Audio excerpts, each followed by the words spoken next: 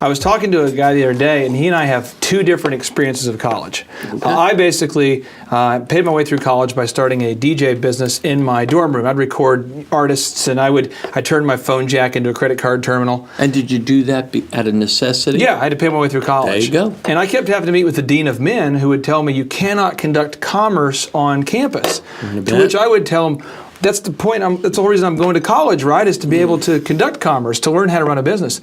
And the one guy, we were talking, and he loved fall break, he loved Christmas break, and those things pissed me off. I wanted to get out as soon as possible because I wanted to just get done. Because I was paying for it, and I wanted to learn. And what was his first name? The guy? Yeah. We'll just say it started with an M. M. Okay. So now we're scientists here. We're all together, and we love each other. And we sit down and we say, okay. Now we got Brother M and we got Brother Clay. Okay, we put them down. Now, the story has unfolded. We go up 1 year, 5 years, 10 years. And we say, okay. Let's check the stock. See? Let's see how Brother M did with that logic. Yeah. Okay, now we go to Clay. Let's see how that is. Yeah. And you get to decide which story you like. See, Brother M's idea of... he still does this, by the way. He still observes fall break with diligence. He does. Of course he does. Now, here's what I can tell you. Yeah. Probably 2,500 billionaires in the world. That's it. 6.5 billion people, 25 billionaires. 2,500 billionaires in the world, I probably know 10. Okay. And then you say, Michael, wow, 10, that's a decent number. That's not a bad deal number. Best you can figure out, Michael, does money buy happiness?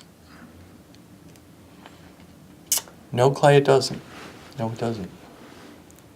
But I'll tell you one other thing, if I may. Yeah. Poverty will sure as hell buy misery. I promise you that.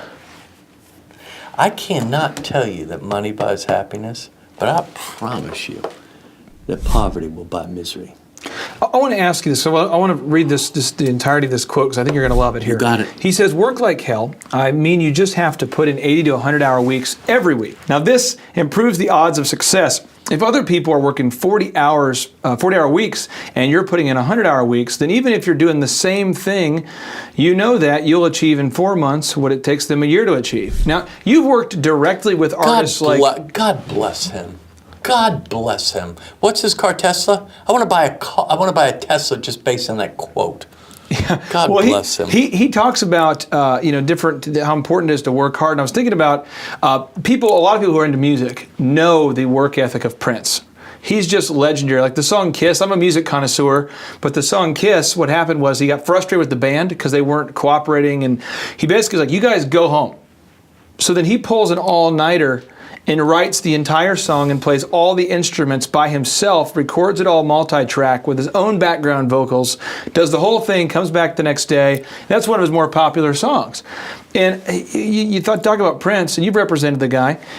Are all of these ultra-successful people you represented, let's say President Clinton, George Bush, all these different people, are they all like that, where they're just going to, whatever it needs to be done to get it done, I mean, they're all just going to outwork people?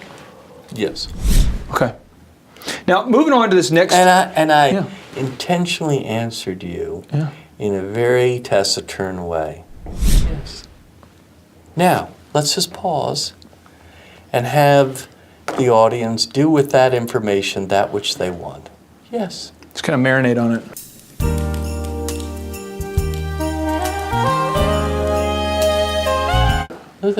Or not. Now, or protest it and say, well, I read a book, I read a book. It said you only have to work 4 hours a week, 4-hour work week. I know how to do it. I've got a shortcut. There's so many of these success hustlers.